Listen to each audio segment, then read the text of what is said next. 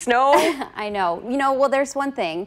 When you look back at, normal amounts of snow for the month of March, it's around 2 inches. So it's almost typical, or, We usually see some, yes. Yeah, it's not unusual to get snow in March in our area, but this is some type of March Madness weather for us, especially when you go from showers, thunderstorms, tornadoes, and then winter weather moving in just in the same week.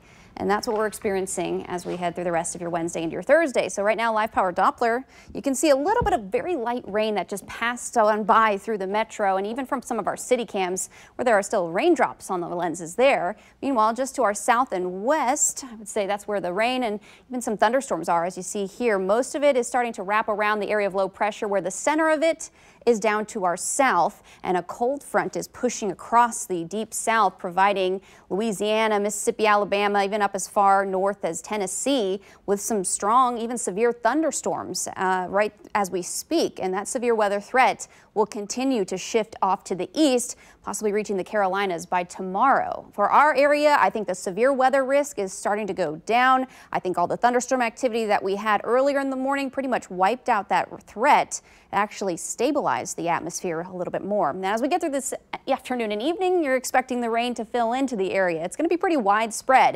And if it's not rain that we'll be tracking late tonight, it's also going to be the mixture or the transition of rain to maybe even a wintry mix and snow, as you see here. This is 10 o'clock this evening. I think by then we could start to see a little bit of that transition take place. I think it's going to be really tough, though, if our temperatures are still in the upper 30s across our area, which is very likely.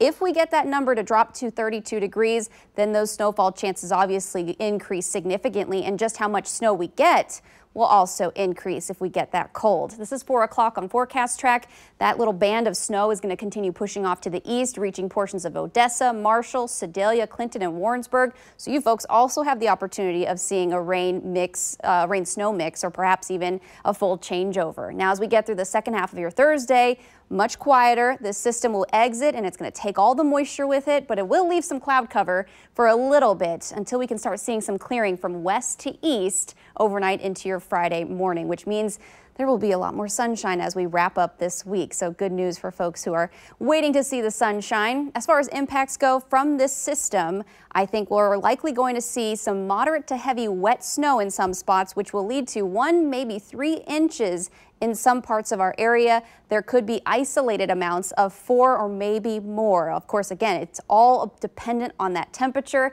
And there's also going to be a breezy north to northwest wind that follows, which will also drop our wind chill values a little bit. So tomorrow's going to be a pretty chilly, raw day. And you notice this area in purple here, the entire KC Metro and surrounding communities are under a winter weather advisory starting at midnight tonight and lasting until noon tomorrow. So travel may be a little slick to begin the morning. And of course, as I mentioned before, as far as totals go, we may see anywhere between 1 to 3 inches. We'll talk more about those wind chills in the next half hour, and we'll get deep dive in those. But Security Bank 7-day forecast, we've got a couple more weather alerts, at least one after tomorrow on Monday. But the weekend still looking spectacular with highs in the 60s. Carolyn? All right. Thank you, Elaine.